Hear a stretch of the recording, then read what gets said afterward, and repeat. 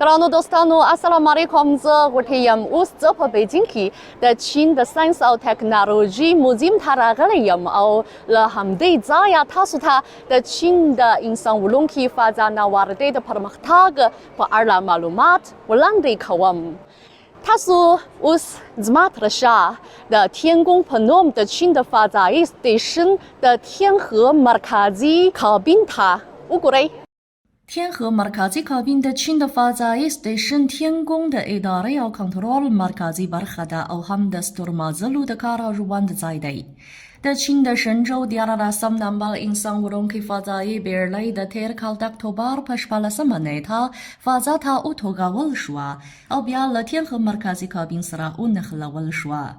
درې چیني ستورمزلو په دغه مرکزي کابین کې شپږ میاشتې تیرې کړې او په فضایي میدان کې یې د چیني ستورمزلو د پاتې کېدو وخت د اوږدوالي نوی ریکارډ جوړ کړی دی. دوی په دې موده کې ټولې ټاکلې دندې په بریالیتوب بشپړې کړي او 2 ځله یې له دغه کابین څخه د چین ځوانانو ته آنلاین درسونه ورکړي او د علمي او کلتوري معلوماتو د ورپېژندلو فعالیتونه یې ترسره کړي دي.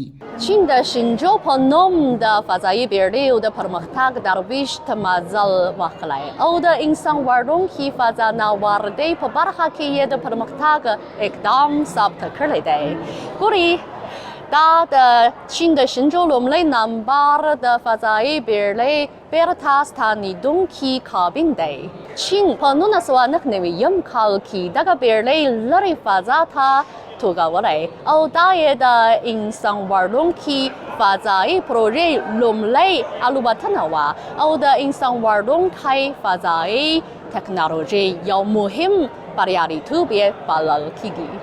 چین به په روان کال کې د فضایي سټیشن آبادي د ټاکلي پلان له مخې بشپړه کړي او د دغه هدف لپاره به د شپږو فضایي دستګاهونو د توګولو دندې ترسره کړي.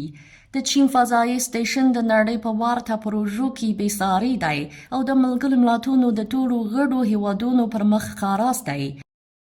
چین د انسان وړونکو فضایي چارو را پیل راخیستي د سوله استفادې مساواتو ګډو ګټو او ګډ پرمختګ پر اصولو ټینګار کړی.